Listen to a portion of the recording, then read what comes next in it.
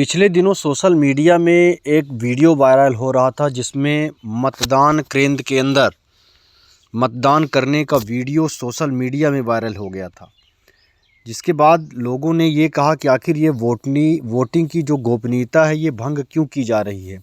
कौन है ये लोग जो कि मतदान बूथ के अंदर अपना मोबाइल लेकर कैसे पहुंच गए, क्यों ये रिकॉर्डिंग किए, क्या वहां सुरक्षा व्यवस्था की कोई जिम्मेदार लोगों ने उनकी चेकिंग नहीं की। इन सब बातों को लेकर लोगों के मन में ये आया कि चुनाव जैसी गोपनीयता, मतदान जैसी गोपनीयता को आखिर भंग करने वालों पे कार्रवाई क्यों नहीं की जा रही। सोशल मीडिया पर अधिकांश ऐसी पोस्ट अब भी मौजूद हैं।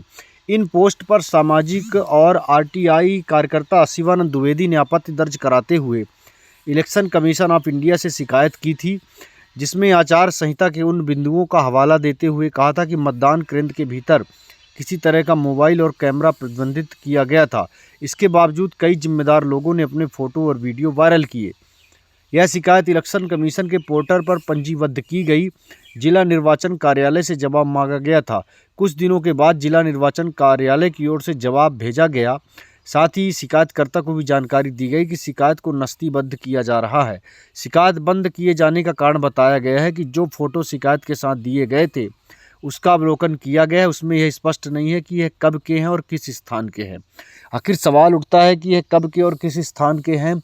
तो यह तो ठीक है कि इसका पुख्ता प्रमाण नहीं मिल रहा, लेकिन क्या इसकी कोई सघन जांच पड़ताल की गई कि यह कब के हैं? क्या कोई भी इस तरह का माध्यम बताया गया और कैसे ये चीज़ें वायरल हो जाती हैं? आइए सुनाते हैं खुद आरटीआई एक्टिविस्ट शिवानंद द्विवेदी ने इस मामले में क्या कहा। देखिए, अभी हाल ही में दिनांक 17 नवंबर 2023 को जो मध्य प्रदेश में विधानसभा को लेकर के मतदान हुआ है, उसमें मतदान के दौरान विभिन्न पोलिंग स्टेशन से लोगों ने अपना रसूख एक तरह से दर्शाने के लिए क्या किया कि पोलिंग स्टेशन पर जो अपना मतदान वो कर रहे हैं, तो मतदान के दौरान ईवीएम की तस्वीर और साथ में किनको उन्होंने वोट दिया है, उनका फिंगर किस चुनाव चिन्ह पर रखा गया है, किस व्यक्ति को मतदान दे रहे हैं और कौन सी पर्ची निकल रही है, इस तरह से उन्होंने कुछ फ़ोटोज़ और वीडियो उन्होंने शेयर किए थे सोशल मीडिया में। इसको लेकर के हमने भी भारत निर्वाचन आयोग, मुख्य चुनाव आयुक्त और मध्य प्रदेश निर्वाचन आयोग में इसकी शिकायत दर्ज करवाई थी, जिसकी उन्होंने एनजीएस पोर्टल के माध्यम से शिकायत दर्ज करके हमें इन्फॉर्म किया कि ये जानकारी जो है वो प्रेषित कर दी गई है और रिपोर्ट मांगी गई है। फिर अभी कुछ दिन पहले, 2-4 दिन पहले एक रिपोर्ट आई है जिसमें से हमारी शिकायत को नस्तीबद्ध कर दिया गया है, जिसमें स्पष्ट तौर पर हमने उसमें विभिन्न जो इस तरह से जो तस्वीरें हैं उसको हमने संलग्न करके भेजा था। तो उनके द्वारा ये कहा गया कि ये फ़ोटो कहाँ की हैं, किसकी हैं, कब की हैं, ये संभव नहीं है, मतलब आइडेंटिफाई कर पाना। सवाल यह था कि हमने कुछ फेसबुक की प्रोफाइल की भी स्क्रीनशॉट भेजी थी, जिसमें स्पष्ट तौर पर उस फेसबुक प्रोफाइल के व्यक्ति और उनकी पूरी डिटेल्स वहाँ पर थी। तो वो चाहते तो उसकी जानकारी प्राप्त कर सकते थे चुनाव आयोग, लेकिन इन्होंने ऐसा नहीं किया और शिकायत को नस्तीबद्ध कर दिया।